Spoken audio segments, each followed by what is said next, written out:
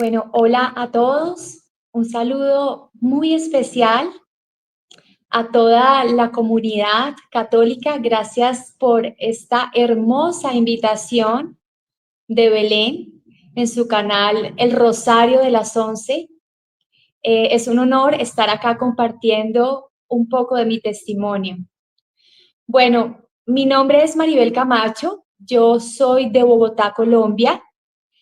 Y bueno, ¿quién es Maribel? Maribel es una servidora, ante todo una servidora de Dios, una mujer entregada a las causas de la defensa de la vida, una mujer que ama profundamente su fe católica desde el momento en que Dios me llama.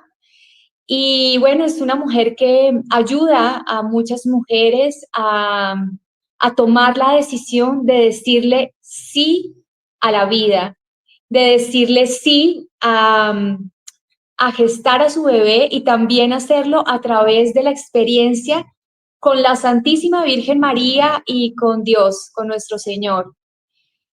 Pero pues hoy contando mi testimonio, no siempre fui así. Y bueno, voy a relatar un poco mi contexto de familia. Bueno, yo vengo de una familia, o más bien mi familia entra en un contexto donde en los tiempos, más o menos hacia los años, desde los años 60 a 70, pues hay una serie de ideologías, una serie de formas de ideológicas y filosóficas que nos apartan de lo que era el camino de nuestra fe católica como tal, de la fe católica y obviamente del amor de Dios. Mis padres se conocen bajo este contexto social que es un poco esta línea de izquierda, esta línea que marca de alguna manera las ideologías como el comunismo, el socialismo. Entonces, bueno, bajo esta mirada, ellos se conocen, vienen de familias tradicionales católicas, pero dado como el contexto universitario en el que pues ellos se encuentran, ya en esa negación de Dios, donde en aquel tiempo Dios era el opio del pueblo.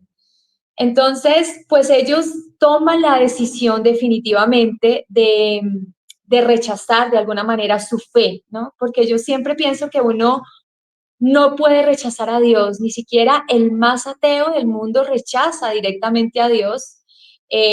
Lo que hacemos es tener una serie de peleas internas y afectivas, muchas veces sobre todo con lo que creemos que es Dios y que es la fe católica.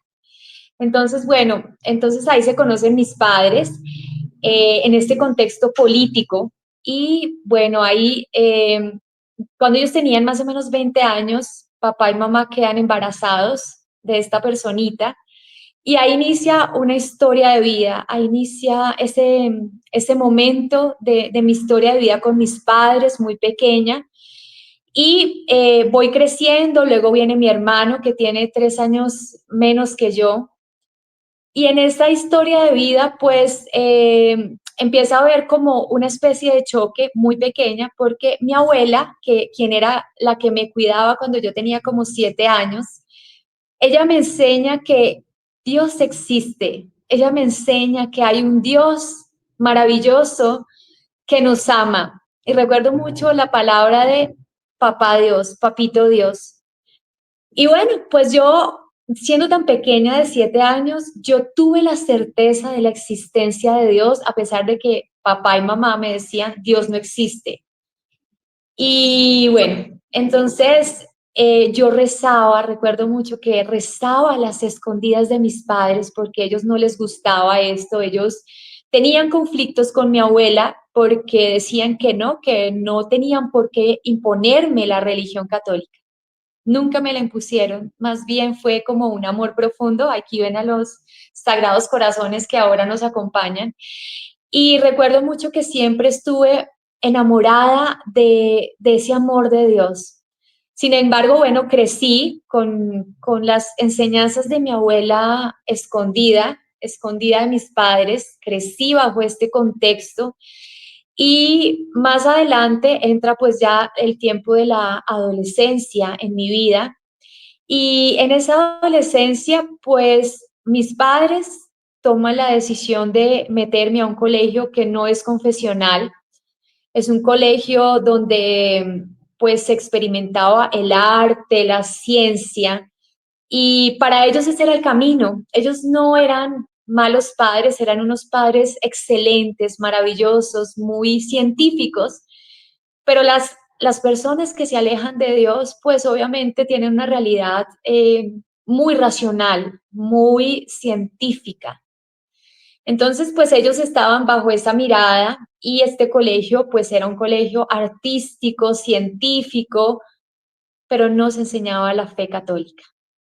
Entonces, bueno, voy creciendo en mi historia y más o menos cuando yo tengo unos 12 años, mi familia pues tiene una crisis, papá se va del país, él se va a viajar, se va para París y cuando regresa, pues ellos se separan, sí, hay una ruptura en la relación de mis padres que en esa época que yo iba de la niñez a la adolescencia, a los 12 años, fue muy impactante, pero que nunca la exterioricé, que más bien guardé todos los sentimientos en mi corazón y lo que hice fue aparentar que era una chica muy fuerte y tuve una adolescencia precoz, es decir, que bueno, como que avancé en todo, como que decidí crecer rápidamente y a los 12 años pues yo ya tenía relaciones afectivas con chicos de 22 años, con chicos grandes.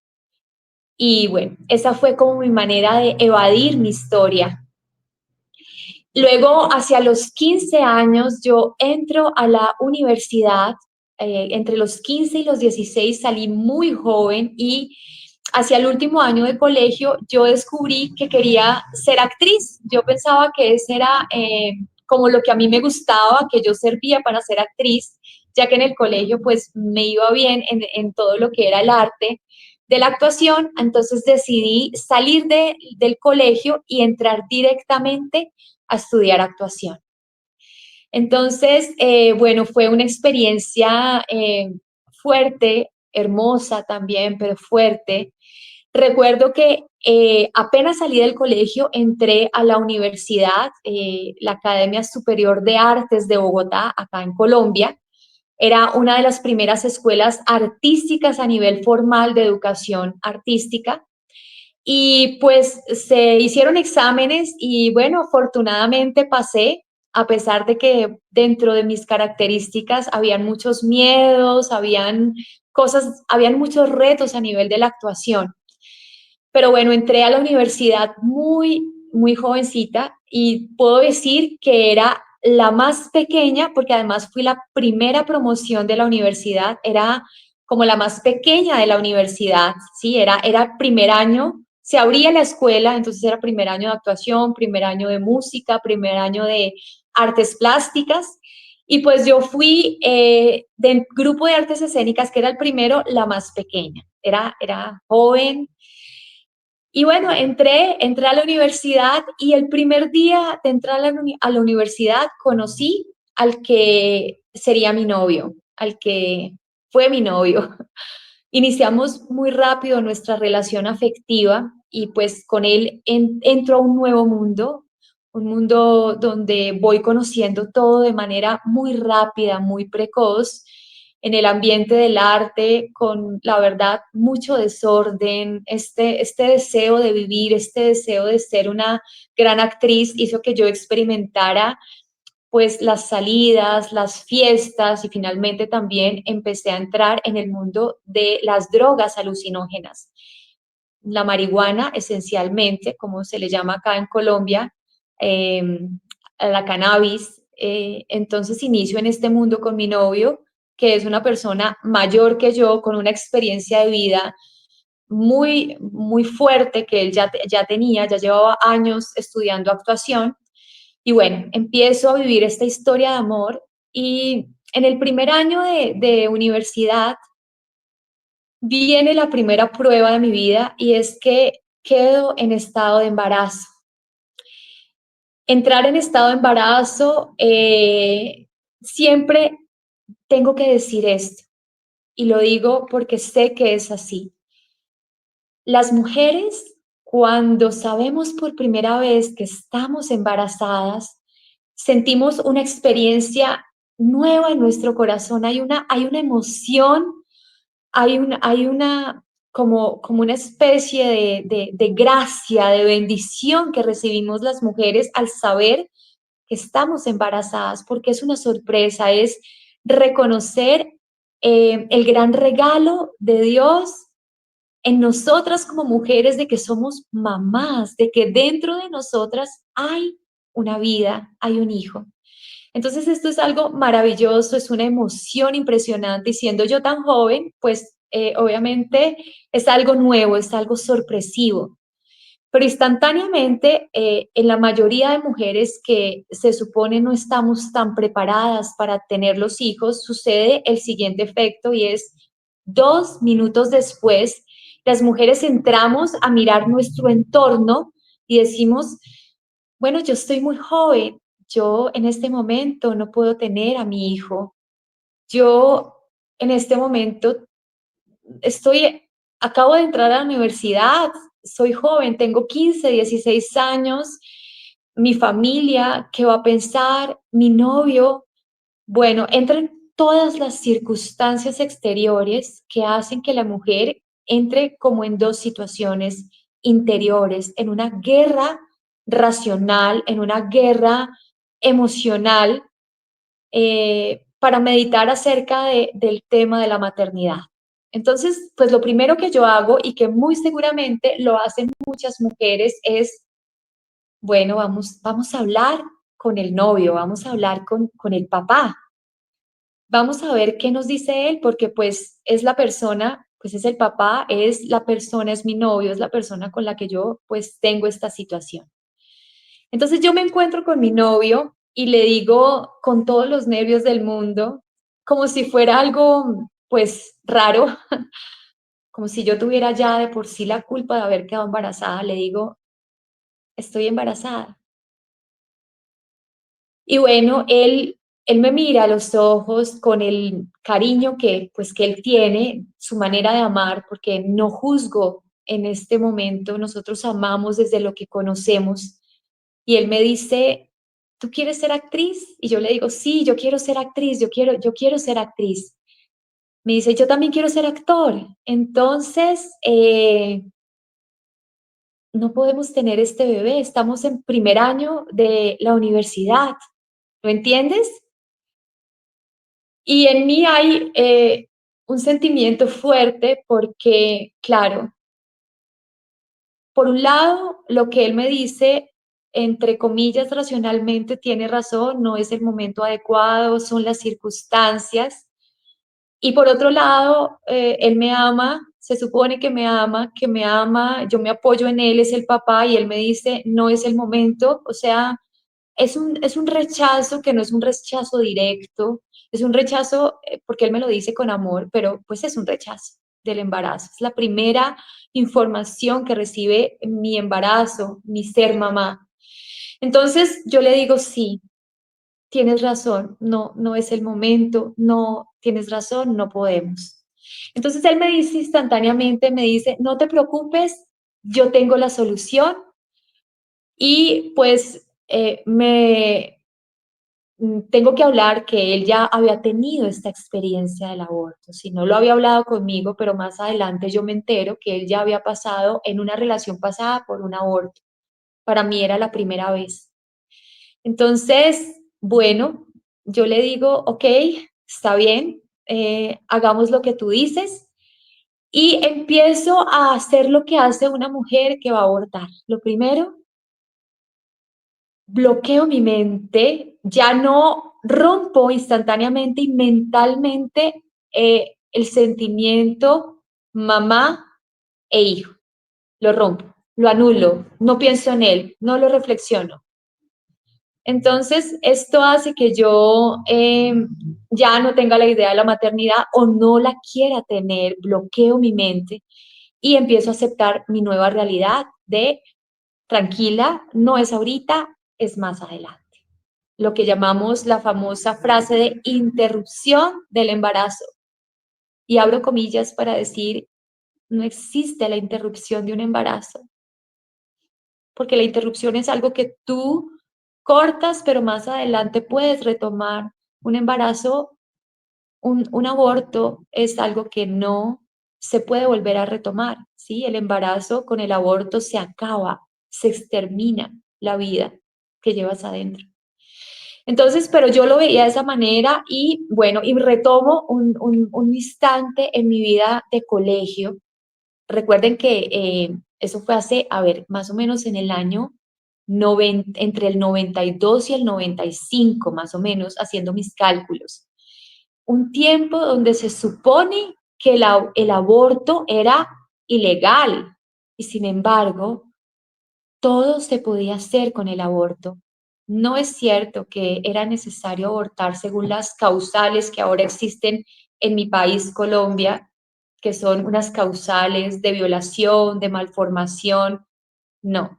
Y obviamente de la psicología o de alguna situación de salud de la mujer, tanto física como mental. No es cierto. Las mujeres en esa época ya había un acceso al aborto en Colombia. Entonces, pues esa fue la decisión que mi novio y yo, o mi novio me hizo reconocer que era la decisión que debíamos tomar. Y bueno, tomo la decisión de seguir adelante con esto, bloqueo mi mente, me preparo, él ya conoce el lugar, él ya sabe cuánto vale, él tiene la suma y lo único que me dice, la fecha es tal día. En esa época, pues yo estábamos estudiando, entonces había ansiedad, yo la evadía hasta el día de la cita. El día de la cita, en esa época yo ya con mi novio teníamos la costumbre de fumar. Yo no era una persona que fumara mucho marihuana, pero ese día le dije a él, quiero fumar. O sea, quiero fumar porque estoy muy nerviosa. Y es muy importante entender que la mujer que va a abortar está nerviosa. Ah, bueno, se me olvidaba contarles. Mi primera información del aborto, retomo mi época de colegio. Yo estaba en el colegio y nosotras como amiguitas en ese año, hace muchos años, pongan ustedes más o menos el 92 más o menos, nosotras ya hablábamos de nuestra vida afectiva y sexual, ¿no? Y fumábamos y bueno, teníamos nuestras primeras experiencias y recuerdo mucho que una de mis amigas del colegio dijo como, bueno, pues yo quedé embarazada y aborté. Fue la primera vez que yo escuché la palabra aborto, porque a pesar de todo yo no conocía mucho qué era el aborto, no entendía, no sabía qué era. Pero ella no habló mucho del tema, solo dijo aborté, fue la mejor solución. Y entonces yo entendí que cuando una mujer está embarazada y no puede tener su hijo, tiene un camino que es abortar. Eso fue lo que yo entendí. Y ella era el signo visible de que había abortado y que ahorita estaba en el colegio y que estaba, entre comillas, estaba bien. Entonces, esa fue la primera información y recuerdo que cuando yo iba a abortar, yo dije, no, pues mi amiga del colegio ya abortó, está bien, entonces yo también puedo abortar. Y ese fue el siguiente reseteo mental que yo me hice. Bueno, y entonces ese día, vuelvo y retomo el día de ir a ese lugar, recuerdo mucho que fumamos este tabaco de marihuana. Yo fumé mucho, mucho porque tenía mucha ansiedad y nos fuimos así. Y a pesar de, se supone, de haber fumado, el estado de mi alma era dolor, era ansiedad, era miedo, tenía muchísimo miedo, pero yo no lo expresaba porque yo y mi novio teníamos una meta, abortar. Llegué ese día a este lugar en Bogotá, Colombia, que lo voy a decir acá en voz alta, se llama Oriéntame, un lugar de abortos muy conocido, donde ahora afortunadamente sale mucha gente maravillosa a orar frente a ese lugar frente a ese lugar para reparar por todos los niños y las mujeres que entran a este lugar de abortos. Ese día entonces, pues bueno, yo fui con mi novio y llegamos allá, todo era ansiedad en mí. Finalmente, lo primero que hacen es llevarme donde una psicóloga, y yo entro con esta mujer a psicología, primera cita antes de mi procedimiento, y esta mujer mm, nunca me pregunta cómo te sientes, nunca me pregunta por qué lo vas a hacer, nunca me pregunta nada, absolutamente nada. Ella no se interesaba por escuchar nada de mí, porque seguramente si me pregunta, yo me desbarato a llorar. Pero no me pregunta nada, solamente me dice, mira, este es un procedimiento muy sencillo, vas a estar bien, vas a hacerlo de la siguiente manera, te pones una bata, entras al cuarto, va a haber un médico, un especialista, una compañera, una enfermera, entras, te hacen el procedimiento, es muy rápido el procedimiento, luego entras a un cuarto, te tomas unas pastillas, te recuperas, descansas un día o dos y al siguiente retomas tu vida común y corriente porque es algo muy sencillo que se lo practican muchísimas mujeres. Y me toma una ecografía, que recuerdo mucho que era una ecografía borrosa, y en la cual, en medio de que está borrosa, me muestra un punto y me dice, este punto es lo que te vamos a extirpar. ¿No entiendes? Jamás me dijo eh, tu hijo, ni siquiera el feto, por lo menos, para poder reconocer que es un ser humano en gestación, ¿no? Este puntico era una cirugía, era un tumor lo que iban a sacar. Entonces, bueno, pues yo dije, está bien, yo confío, era muy joven, muy chica, muy en medio de todo, inocente o ignorante de alguna manera.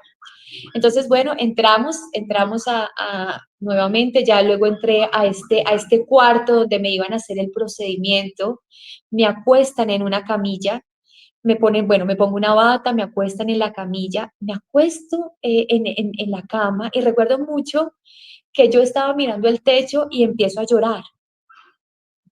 Y a mí la enfermera me dice, no llores, porque estás llorando, estás muy nerviosa. Y yo me regañaba a mí misma diciéndome, ¿por qué lloras? ¿Por qué lloras? No seas cobarde. Yo no entendía por qué lloraba, pero hoy lo entiendo y entiendo que era mi alma que estaba, que sabía que lo que iba a hacer le causaba dolor, tristeza, pero racionalmente yo pensaba que era lo correcto y que pues no tenía por qué llorar. Sin embargo, lloraba. Bueno, me sequé las lágrimas, una vez más ella me tocó el brazo, me dijo, tranquila, relájese, todo le va a ir bien, no sé qué, papá. Y yo una vez más seguía llorando y yo me miraba, yo decía, no llores, tranquila, todo va a estar bien. Recuerdo mucho que miraba hacia el techo y lo único que yo decía, porque bueno, en aquel tiempo ya después de mi niñez, yo me fui desarraigando de mi camino de Dios con mi abuelita, ya entonces, pues yo crecí pues en mi contexto familiar no se hablaba de Dios. Yo tenía a Dios, pero era algo muy difuminado, digámoslo así, no era algo muy cercano a mi vida. Entonces yo recuerdo que yo decía, Dios mío, que esto se acabe ya, Dios mío, que esto se acabe ya, Dios mío, que esto se acabe ya. Y bueno, entonces bajo estas circunstancias, recuerdo que estaba con la bata, yo no quería mirar hacia abajo porque no quería saber, entender, ni pensar lo que estaba ocurriendo dentro de mí, lo que me estaban haciendo. Y hago un paréntesis para contarles a todas las personas que la mayoría, bueno, no sé en este tiempo, pero en mi tiempo, la mayoría de mujeres no saben qué es un aborto, no saben cómo se realiza un aborto, no saben lo que ocurre dentro del cuerpo de la mujer. Entonces, todo es absolutamente fuerte, porque las mujeres defienden el aborto, defendíamos el aborto, pero no sabemos qué es un aborto. No queremos saber nada acerca de la ciencia y de la biología. Y en esa época, pues menos, todo era mucho más escondido, no había el feminismo que hay ahora, pero pues ya iniciaba una especie de feminismo. Entonces recuerdo mucho que bajo esa mirada, pues yo empiezo a sentir que algo entra dentro de mí y empieza a succionarme de una manera terrible. Y yo siento que me desgarra el corazón, que me desgarra todo lo que hay dentro de mí.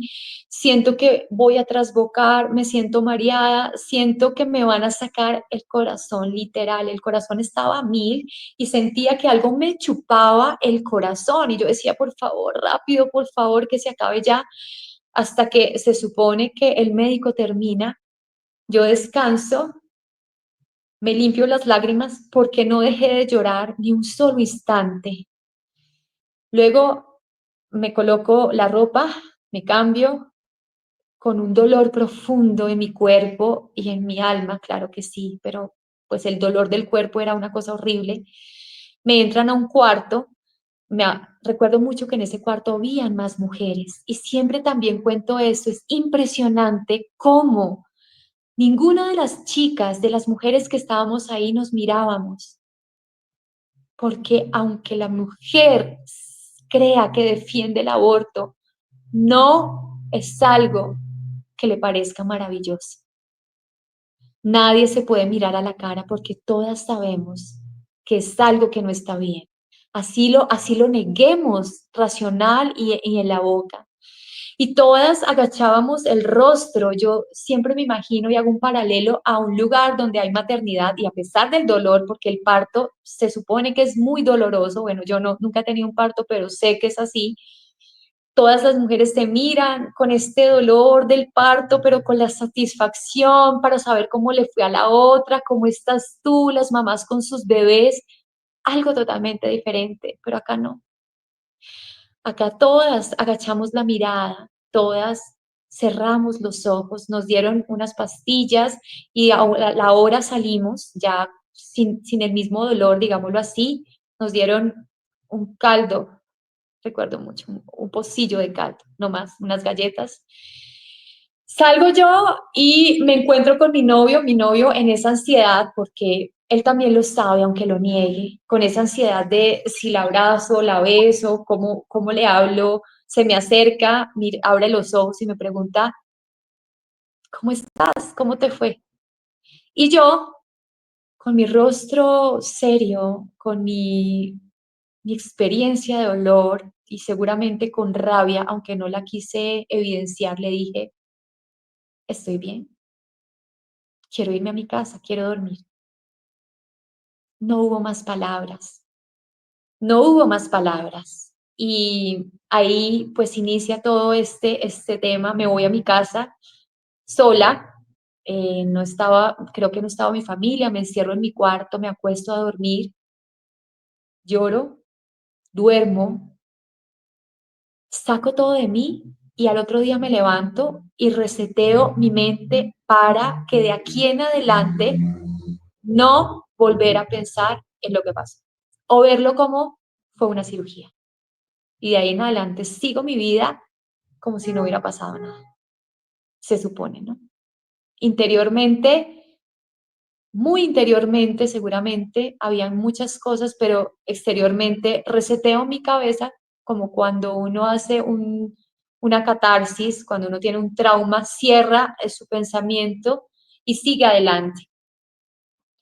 Y bueno, esta es mi historia. Luego entonces viene un año después, no, perdón, este mismo año, el don de la vida, vuelvo a quedar en estado de embarazo. Una vez más, vuelvo a quedar embarazada. Es una cosa, el proyecto de Dios, como Dios dándome una oportunidad, bueno, no sé, no sé, pero en mí fue como otra vez embarazada. Y una vez más, sin hablarlo tanto, tomamos exactamente la misma decisión. Pensamiento, lógica de aquel momento, ¿no? Si ya lo hice una vez, pues lo puedo hacer dos veces. Entonces, una vez más, vamos a tomar la misma decisión vamos al mismo lugar, ya sabemos cómo es todo. Y esta vez, más o menos exactamente lo mismo, pero con la siguiente situación. Cuando yo salgo de este procedimiento, la enfermera se me acerca y me dice, mira, te hicimos un favor, un favor. El favor es que esta vez te colocamos el aparato intrauterino en tu útero,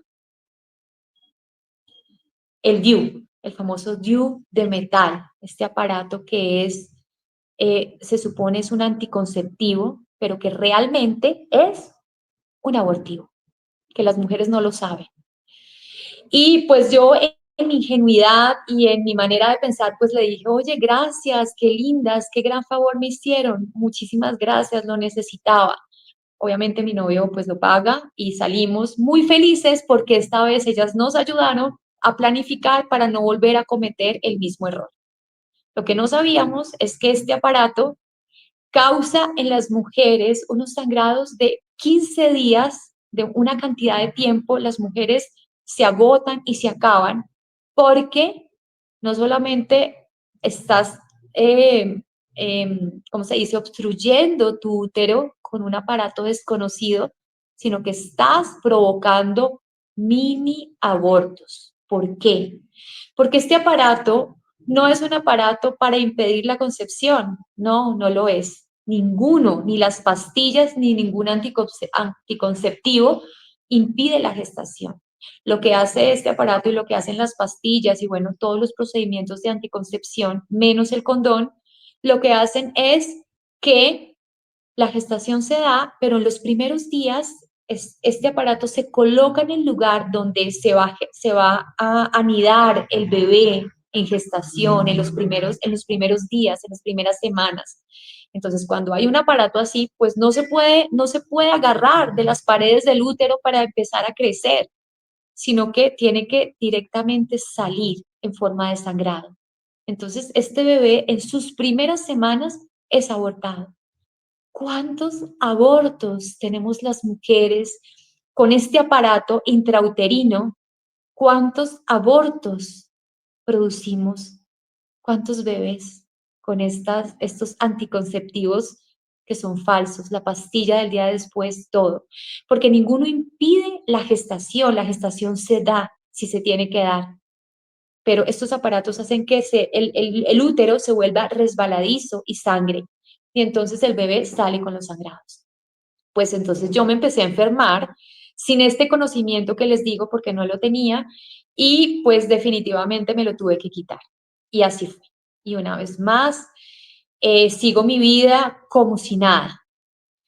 Recuerdo mucho mi relación con el papá de mi bebé y esta relación da un vuelco total porque tiempo después, quizás no fue en el mismo momento, cuando él se me acercaba, sobre todo al final de esta relación, él se me acercaba, yo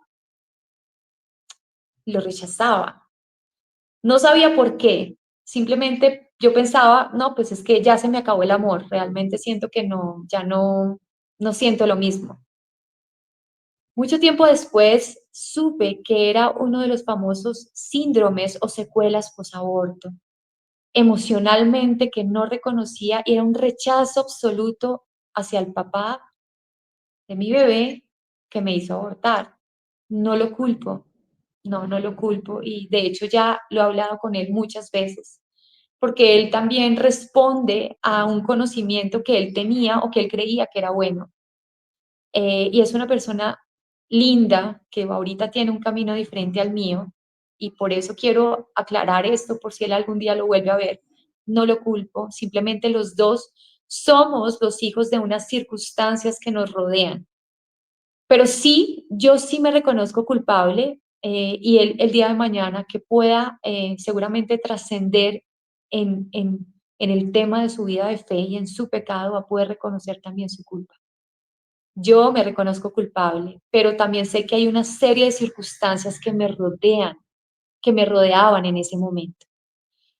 Entonces, bueno, esto sucedió una vez más, entonces yo rechazo mi relación. Él me decía, ¿por qué no me puedes decir que me amas? Y yo le decía, es que no tengo que decirte que te amo, tú ya sabes que yo te amo. Y él se me acercaba y yo me corría y nada, pues la relación se acabó mucho tiempo después, duramos mucho tiempo, la verdad no fue poco tiempo, duramos mucho tiempo, pero con una relación con muchos errores, con muchos dolores, con infidelidades, bueno, con muchas cosas.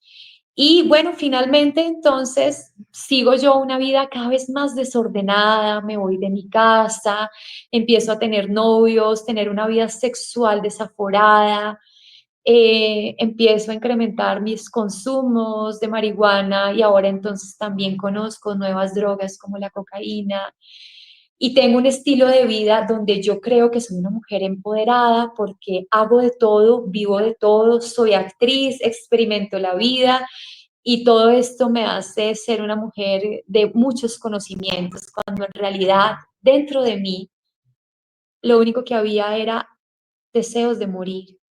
Me intenté quitar la vida muchas veces, lo anhelaba, lo deseaba, lo pensaba.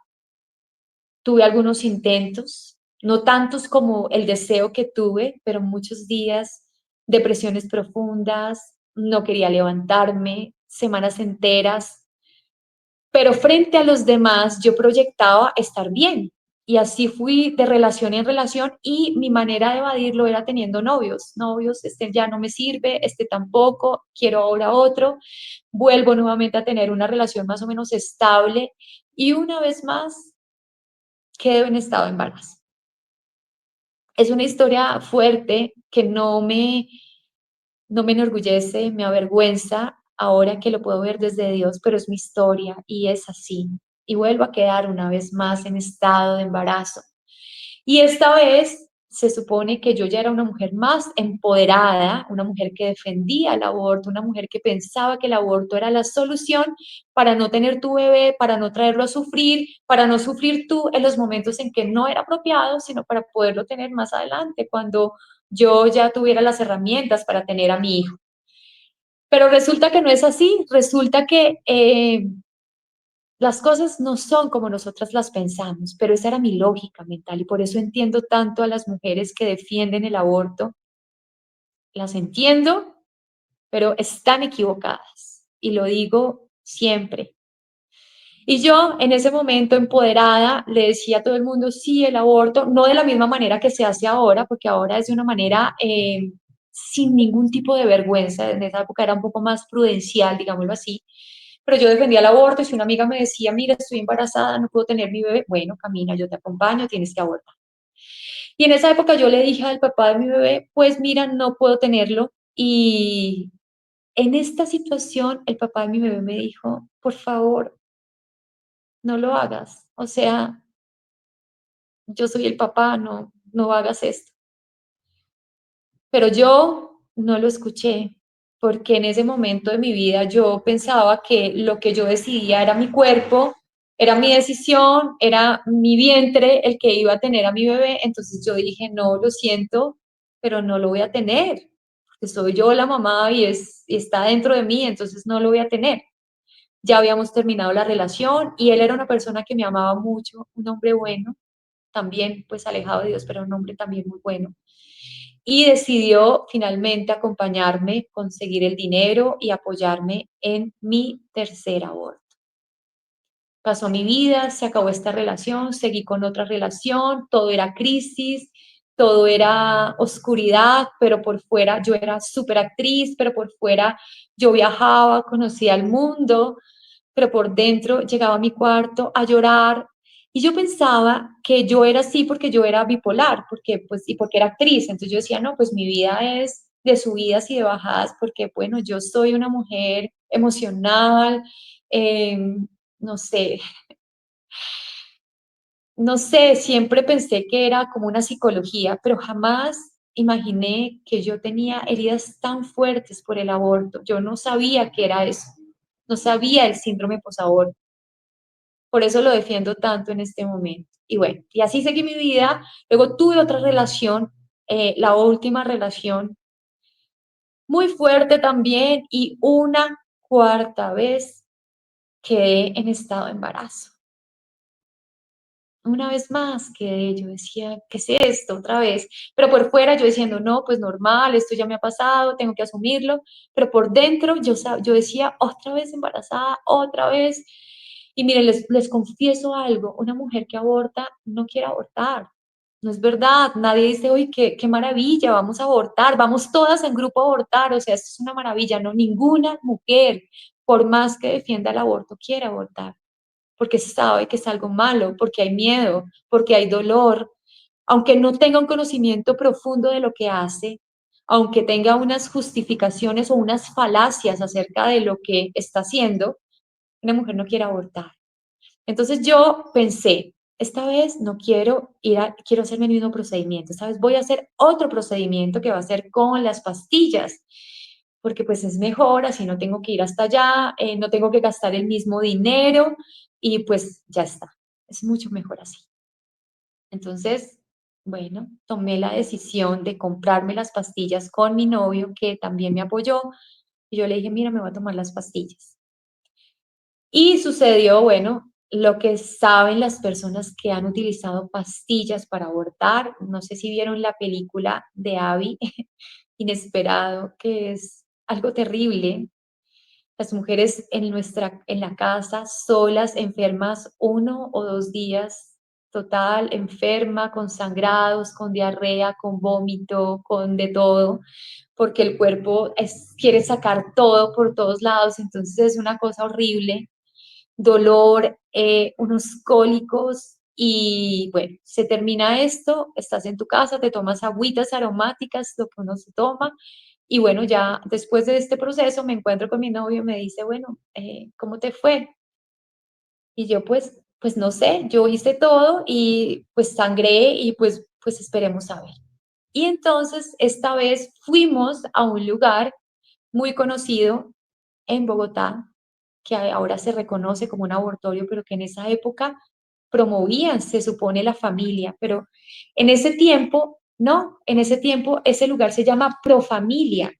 Y Profamilia era una entidad que promovía a la mujer, al embarazo, al recién nacido, pero era una fachada, porque en esa época Profamilia también realizaba abortos. Y lo tengo que decir porque es una gran mentira que el aborto era ilegal.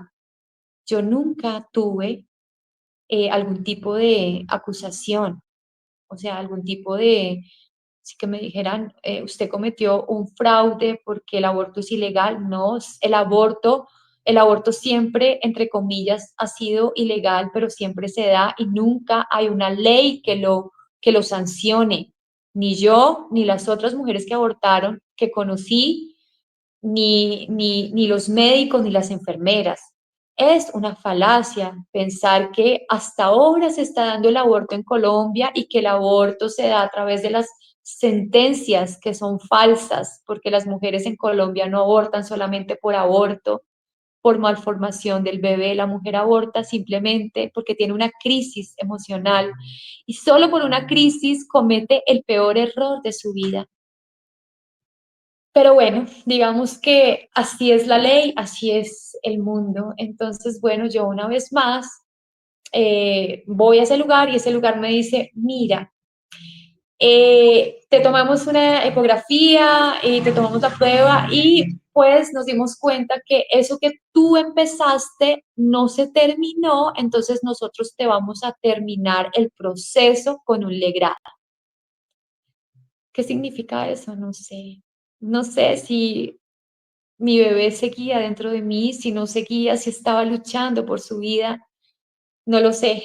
Lo único que sé es que eh, ellos terminaron lo que yo había empezado porque era una decisión y ya está. Y si es una decisión hay que llevarla hasta el final. Entonces me hicieron un legrado y una vez más volví a abortar.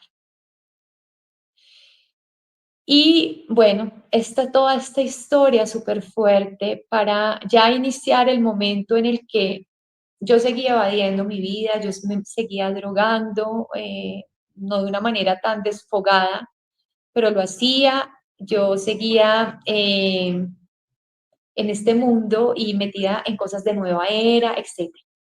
Gracias a Dios y gracias a los caos y a las crisis que vivimos las personas que viven la familia, mi hermano también tenía un proceso muy fuerte en su vida de consumo de drogas, de sustancias psicoactivas muy pesadas. Y bajo esta situación, mi familia decide meter a mi hermano en una comunidad de rehabilitación. En esta comunidad de rehabilitación, pues sucede algo que es maravilloso y es que mi hermano pues toma la decisión de bautizarse. Y cuando él dice esto, yo estaba como muy metida en las cosas de la nueva era y pues entonces bajo esta situación, yo también tomo la decisión de decir, bueno, pues si él se va a bautizar, yo también pues me quiero bautizar. A pesar de que quizás en ese tiempo y en ese momento, por lo menos yo no era muy consciente de lo que estaba pasando, porque pues tenía como demasiadas cosas en mi vida, estaba el tema de que estaba metida en cosas de la nueva era, se supone que una búsqueda espiritual, ¿no? Que uno pensaba que a través de estos caminos iba a encontrar como una paz interior en medio de todo el desorden.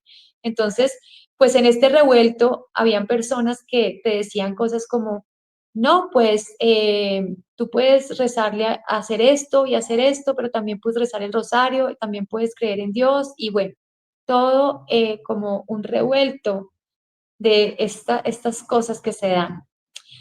Pero a pesar de eso, hay mucha gente que en este revuelto reza el rosario o va conociendo de Dios. Y es muy bonito porque a pesar del desorden que hay, sin embargo, Dios va actuando en el alma.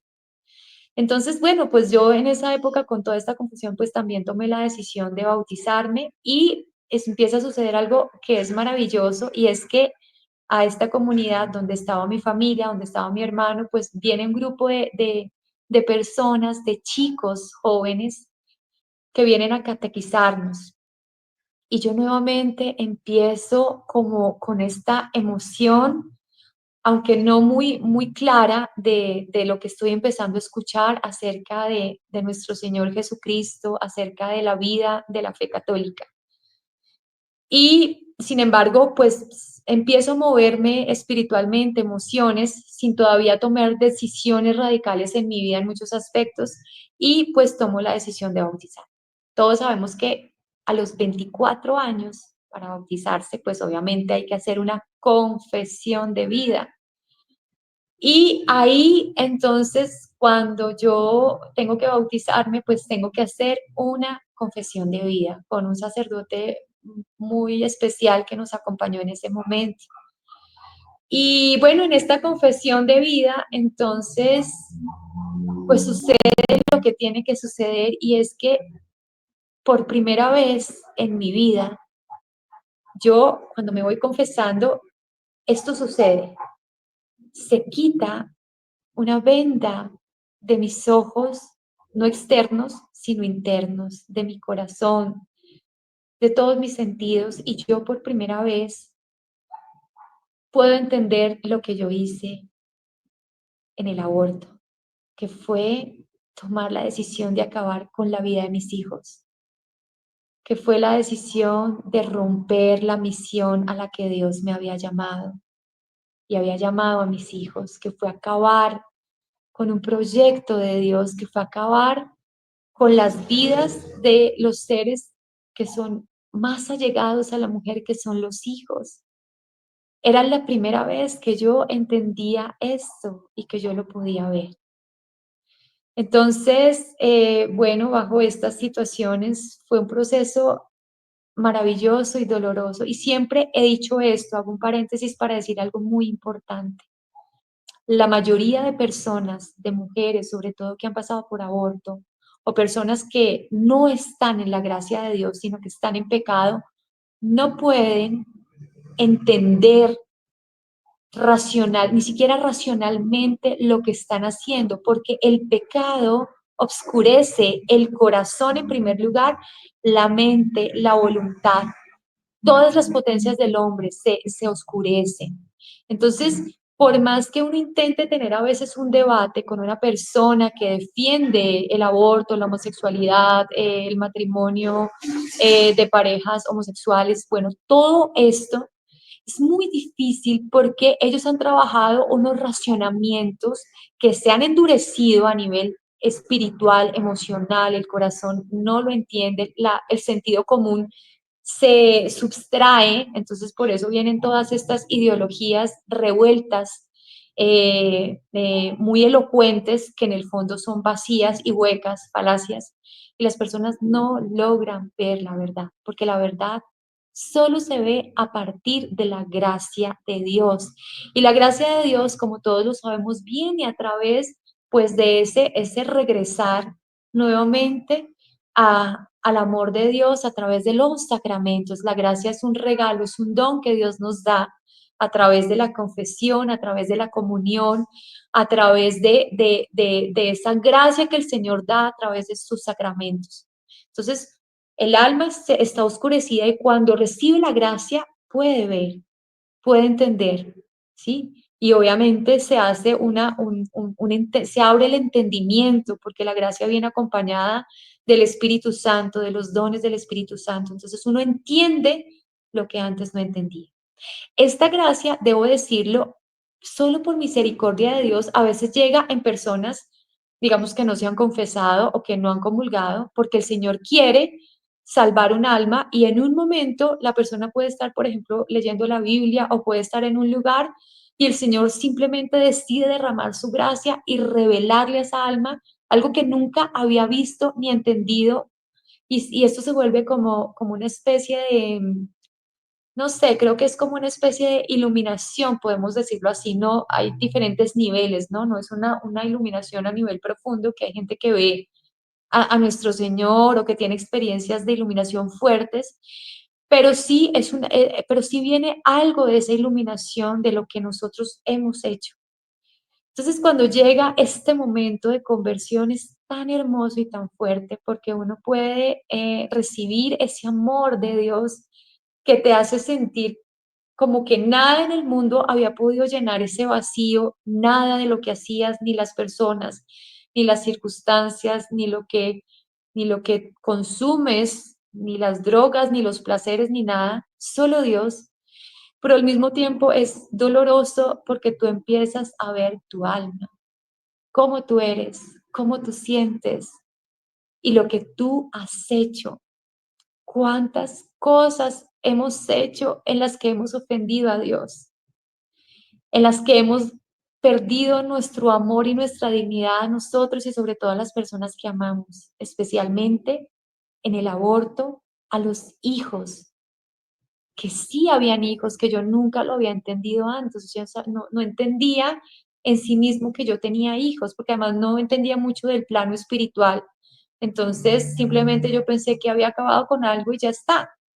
Pero no sabía que mis hijos, por ejemplo, que es algo que me llega con la gracia y con la fe, están en un plano espiritual, sí están en un lugar que hay muchas cosas que, pues, que uno no las entiende a nivel racional, ni estas personas que defienden el aborto saben que estos bebés padecen, que estos bebés están en un plano espiritual y que están en un lugar muy probablemente en el limbo. Y bueno, según nuestro Papa Benedicto XVI, hay una posibilidad a través de un bautismo de deseo de que estos bebés puedan llegar a los brazos de la Virgen María y de nuestro Señor, que tienen un nombre y que ahora están en un lugar a nivel espiritual. Todo esto yo no lo sabía y todo esto lo fui entendiendo, pero no fue tan fácil. Debo decir que además yo tuve que, pues después de la confesión, del día que me bauticé, que fue un momento muy especial, recuerdo que el día que me bauticé, empezaron a caer rayos del cielo. Había una tormenta impresionante en la finca donde nos bautizamos, que era la comunidad de rehabilitación. Y recuerdo mucho que el padre dijo, es tan grande este bautismo que el Señor está derramando una tormenta del cielo.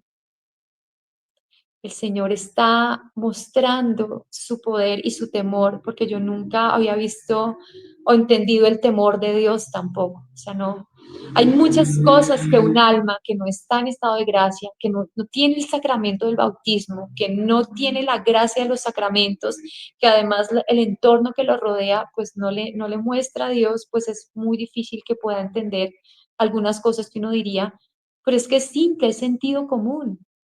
Sí, es sentido común, pero yo no lo podía entender, no o lo había bloqueado en mi mente, o el demonio o el enemigo lo había bloqueado en mí.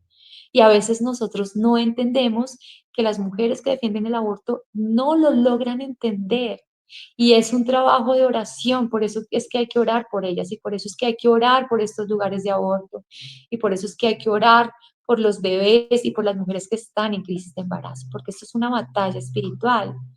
Esto es una batalla que hay que dar con oración, porque el que abre los caminos es Dios, es la Virgen María, son los ángeles de la guarda, es el Espíritu Santo. Y sin esto, por más racionamiento, pues el corazón endurecido no entra la verdad. El cerebro endurecido no le entra la verdad ni el sentido común. Y bueno, ahí empieza una historia muy, muy fuerte de dolor, de purificación. A mí me tuvieron que hacer liberación porque yo lloraba, lloraba, lloraba. Yo duré como 5 años llorando, llorando, llorando. Yo estaba en mi camino de fe, pero yo lloraba, yo renuncié a todo, pero yo lloraba mucho y a mí la gente me decía, tú tienes unos ojos muy tristes. Bueno, todavía seguramente tengo mucho de tristeza a veces en mi mirada y son cosas que Dios imprime en el cuerpo porque el aborto es algo que no se olvida nunca, que se sana, pero no se olvida. Entonces yo tuve que, además de todo esto, pues hacer liberación. A mí me hicieron liberación concreta, sacerdotes, personas que me hicieron oración. Yo tuve que tener una vida de mucha oración y obviamente una vida de reparación para irles contando ahora todo este momento de lo que Dios pues ha hecho a partir de mucho tiempo. Y recuerdo mucho que pues en el primer tiempo de conversión pues yo lloraba, lloré 5 años donde yo lloraba día y noche, yo no me sanaba de la depresión, ya estaba convertida, pero yo seguía con una culpa y con un dolor profundo. Y un día Dios, en la oración de un hermano, después de llorar, porque yo me postraba y lloraba y lloraba y ya me habían hecho liberación y lloraba y lloraba, entonces el Señor me dijo, levántate, yo ya te perdoné, levántate, mujer. Creo que hay un texto bíblico que es este levantar del alma, ¿no? Y es algo que es espiritual, no es solamente levantarse del lugar de estar postrado, que significa la contrición profunda, sino este levantarse es levantar el alma y levantar el espíritu y levantar la misión para decir, ahora camina. ¿Y hacia dónde tengo que caminar? Hacia la salvación de otras almas, hacia el cielo. Ahora hay que trabajar, ahora ya pasó el tiempo del dolor, hay que trabajar. Pero para lograr esto yo tuve que hacer dos procesos de sanación muy importantes. Uno es el viñedo de Raquel, que muchos de ustedes de pronto lo conocen. Es un fin de semana, un retiro de sanación de todas las secuelas del aborto, tanto si has abortado como si has participado, ayudar a otras personas a abortar o eres familiar. Y otro que se llama el Proyecto Esperanza, que es un proceso largo de conciencia, como un proceso de sanación, como penitencia por amor, donde tú tienes que retomar toda tu historia de vida, pero ahora con la mirada de Dios, con el perdón que debes hacer, perdonar, perdonar y perdonar personas, lugares, situaciones. Y a partir de estos retiros, pues yo entendí que para una mujer que ha pasado por aborto, para poder sanar, necesita reconocer 3 tipos de perdón, que los voy a decir aquí muy sucintamente para poder, bueno, como cerrar este espacio de testimonio. El primer perdón, el amor de Dios. El amor de Dios es el primero porque es el que se da, porque Dios es puro y generoso, misericordioso. Si Él encuentra un alma afligida y contrita, con una verdadera contrición, Él perdona, porque Él es amor, Él es el amor absoluto. Entonces, este perdón se da de manera inmerecida en todas las personas, de manera gratuita, a través de la confesión y a través de una vida de gracia. y Él lo da porque Él quiere. Cuando una persona dice, pero es que yo siento que Dios no me perdona, es una mentira, es una tentación del demonio, porque quien no cree en el perdón de Dios es porque no tiene una fe profunda, porque no conoce a Dios. Entonces Dios perdona, quiere perdonar, pero Dios sí perdona, pero también Dios pide, y pide una vida de cambio, y pide una vida de conversión, y pide reparación. Entonces, después de este perdón, hay otro perdón que es muy importante, y es el perdón de los bebés. Y en este perdón, pues es muy lindo porque es reconocer, primero, que ellos siguen existiendo ahora en un plano espiritual, que ya no están, que nos perdimos la oportunidad de tener estos bebés, de poderlos abrazar, de verlos crecer, que es algo muy duro. Es duro, pero se lo ofrecemos a Cristo en la cruz. Pero sí podemos sentirlos espiritualmente. Ellos existen, ellos están en un plano espiritual. Según la doctrina tradicional, se encuentran en el limbo y seguramente al final de los tiempos retornarán todos a la patria celestial. Pero según también discernimientos que no están dogmatizados, todavía no es un dogma de fe, pero sí es a través de experiencias espirituales de las cuales pues no es obligatorio creer, pero son esperanzas, son voces que dan esperanza, y es si tus bebés pueden llegar al cielo a través del bautismo. Hay que bautizarlos, el bautismo de deseo, que lo hacen muchos sacerdotes, que lo podemos hacer nosotras, pero pues mucho mejor hacerlo a través de una misa con un sacerdote, de poderlos ofrecer a la Virgen María y de tener esa certeza de que ahora en las manos de la Virgen y de nuestro Señor ellos están de manera espiritual esperándonos. Y entender que ellos nos perdonan porque a pesar de todo, ellos ya están en un nivel espiritual, ellos ya no van a tener el conflicto de, pero ¿por qué lo hiciste, mamá? ¿Pero por qué me negaste la vida? No, eso es humano, eso es de la tierra, ese es el proceso en la humanidad. Pero en la vida eterna existe el eterno gozo y el eterno amor de Dios, entonces no hay estos cuestionamientos, pero sí necesitan estos bebés que nosotras de corazón les digamos que los amamos, que les coloquemos un nombre, que los coloquemos como si fueran ángeles que nos acompañan a la misión de rescatar a las mujeres o todo lo que vayamos a hacer de aquí en adelante. Y el último perdón, que es el más difícil de todos, el perdón a mí misma. Es muy difícil ese perdón. Y ese perdón es casi que una obligación. Yo le pido a las mujeres que lo hagan con obligación. Hay que hacerlo con todos los procesos que hemos dicho, los procesos de, obviamente, confesión, liberación, procesos de sanación, proyecto Esperanza, eh, viñedo de Raquel, todo. Hablar con los hijos, ir al Santísimo, hacer reparación para que finalmente yo pueda decir, yo tengo que perdonarme. ¿Por qué? Por dos razones. La primera es porque no hay nada que justifique el por qué yo aborté, no existe. O sea, no hay una mujer que diga, no, es que mira, señor, yo realmente me escudo de haber cometido el aborto porque pa. No, no hay ninguna razón, ni siquiera la violación es una excusa para abortar un bebé, ni siquiera la malformación, no hay ninguna razón para abortar a un ser humano. Existe la adopción, existen mil maneras de sacar adelante un embarazo, porque el embarazo es la vida. No hay nada que justifique el homicidio y el asesinato. Pero asimismo hay unas circunstancias que me hacen entender un poco el por qué tomé la decisión y el por qué Dios me puede perdonar. Y si Dios me perdona, si mis hijos me perdonan, es una obligación perdonarme, porque si yo no me perdono, yo no voy a poder avanzar. Y si yo entro en depresión, pues mis hijos van a entrar en depresión, bueno, entre comillas, porque en el cielo probablemente no existe la depresión, pero ellos van a anhelar que yo llegue a la vida eterna para podernos abrazar, si es que es así, si es que esto va a suceder. Entonces yo tengo que trabajar por mi santidad, y la única manera de trabajar por la santidad es perdonándome y reparando, trabajando en la defensa de la vida, trabajando en la defensa de los hijos, trabajando en hablar la verdad, en contar el testimonio, trabajando y caminando en santidad, orando con nuestro Señor, con la Virgen María, creciendo en la fe. Bueno, y pues toda esta es mi historia. Ya he trabajado en proyectos de orientación a mujeres en crisis de embarazo, en rescates, en 40 días por la vida, en Provida Latam, en el CAM. que estoy ahora haciendo también, queriendo hacer apostolado. Tengo un grupo de mamás que apoyo, que algunas de ellas han sido rescatadas, tal vez por un poco mi testimonio, de bebés que de alguna manera son como si fueran un poco míos, porque Dios me permitió hablarle a esa mamá cuando estaba en embarazo y que ella dijera que sí.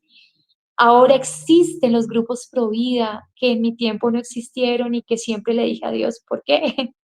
¿Por qué no me pusiste una persona que me mostrara la verdad? Pero bueno, no fue mi historia y todo tiene más que un por qué, un para qué. Y el para qué es la cruz, es abrazar la cruz, es el camino de la santidad. Entonces, bueno, pues este es mi testimonio. Se fue un poquito largo, pero quiero agradecer pues a Belén su invitación a este grupo del Rosario de las 11:30. Testimonios maravillosos que sigo también escuchando para seguir creciendo en mi fe y les pido a todos una oración. Si escucharon mi testimonio por mí, la necesito. Yo oro por ustedes y agradezco pues el poder tener este espacio para contarles un poquito acerca de mi testimonio de vida. Dios los bendiga y un abrazo fuerte para todos ustedes.